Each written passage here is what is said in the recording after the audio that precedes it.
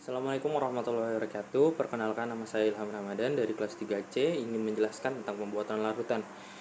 Dengan judul tersebut memiliki tujuan, yaitu yang pertama, pembuatan larutan bertujuan untuk membuat larutan dengan volume dan konsentrasi tertentu dari padatannya. Yang kedua, membuat larutan dengan volume dan konsentrasi tertentu dari larutan pekatnya.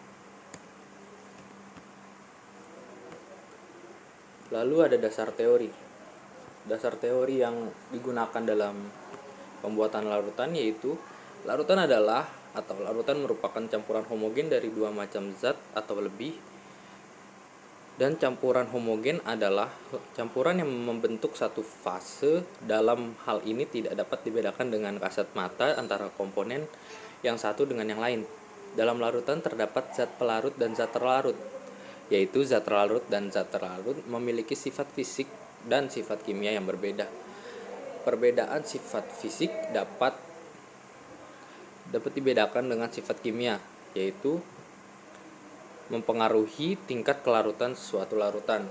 Kemampuan melarutkan suatu zat di dalam sejumlah pelarut pada suhu tertentu yang berbeda, dan zat padat kelarutan akan meningkatkan seiring dengan meningkatnya suhu, sedangkan pada kelarutan gas akan meningkat seiringnya menurunnya suhu.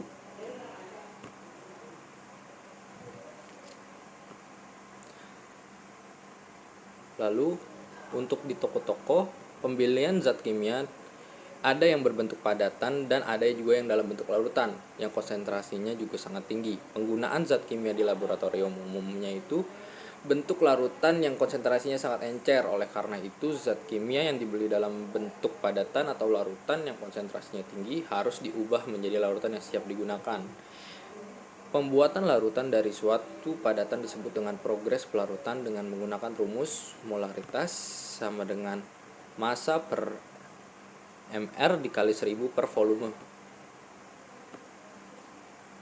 Sedangkan pembuatan larutan dari yang pekatnya disebut proses pengenceran dengan menggunakan rumus volume 1 dikali mol 1 sama dengan volume 2 dikali molaritas kedua, di mana V1 itu merupakan volume larutan pekat dan molaritas yang pertama yaitu molaritas larutan pekat. Lalu yang kedua V2 yaitu volume larutan yang diinginkan dan molaritas larutan yang diinginkan yaitu M2.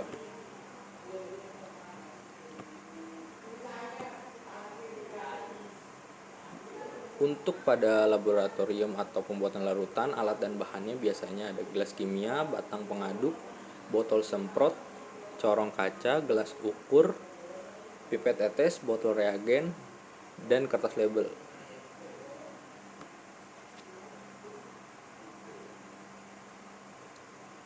Langkah kerja yang biasa digunakan dalam laboratorium, yang pertama menghitung MR senyawa yang akan dibuat. Lalu yang kedua menentukan massa senyawa tersebut yang harus ditimbang. Yang ketiga memasukkan senyawa tersebut ke dalam gelas kimia, kemudian menambahkan aquades setengah volume yang diinginkan. Lalu yang keempat mengaduk sampai semua larutan senyawa tersebut larut. Dan yang kelima menambahkan aquades sampai volume yang diinginkan. Dan jika perlu dilakukan pengadukan. Dan langkah yang terakhir yaitu memasukkan larutan ke dalam botol reagen dan memberi botol tersebut label.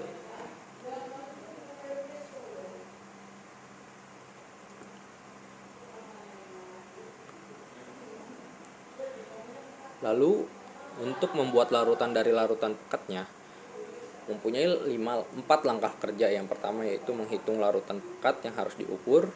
Yang kedua mengambil larutan pekat sejumlah yang dihitung, kemudian memasukkannya ke dalam gelas ukur. Lalu yang ketiga menambahkan aquades sampai volume yang diinginkan, dan jika perlu seperti tadi dilakukan pengadukan. Yang terakhir yaitu memasukkan ke dalam botol reagen dan memberi label.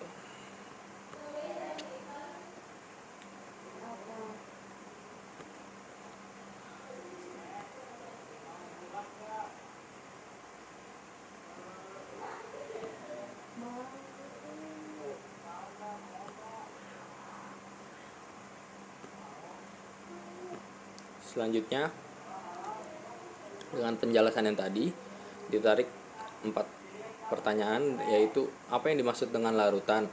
Nah, larutan ini adalah campuran homogen dari dua macam zat atau lebih. Yang kedua, sebutkan nih komponen yang ada di dalam larutan. Larutan itu terdiri dari zat pelarut dan zat terlarut.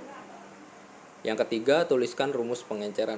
Nah, rumus pengenceran itu yang tadi, yang volume pertama dikali molaritas yang pertama sama dengan volume yang diinginkan dikali molaritas yang diinginkan. Lalu mengapa sih dalam pembuatan larutan dari padatannya Aqueous yang ditambahkan tidak sekaligus sesuai dengan volume yang diinginkan? Karena apabila Aqueous ditambahkan sekaligus akan berubah volumenya, sehingga terbentuk larutan yang lebih dari volume yang diinginkan.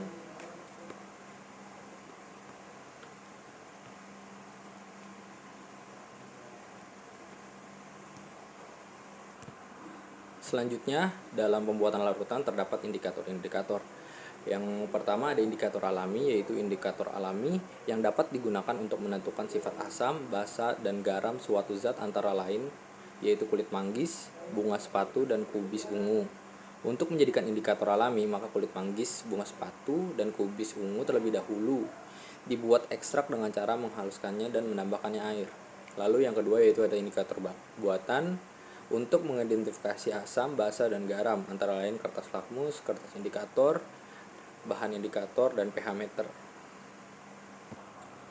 Setelah memahami larutan dan bagaimana larutan dibuat dan apa indikator-indikator yang terdapat pada larutan, juga dari percobaan yang telah dilakukan di beberapa contoh tadi dapat disimpulkan bahwa larutan terdiri dari zat pelarut dan zat terlarut. Tiap zat pelarut dan zat terlarut memiliki sifat fisik dan sifat kimia yang berbeda. Perbedaan sifat zat pelarut dan zat terlarut dalam suatu larutan mempengaruhi tingkat kelarutan suatu zat terlarut dalam zat pelarutnya. Seperti itu. Jadi sekian dari saya penjelasan tentang pembuatan larutan dan beberapa teori dan indikator-indikator dari larutan. Terima kasih. Wassalamualaikum warahmatullahi wabarakatuh.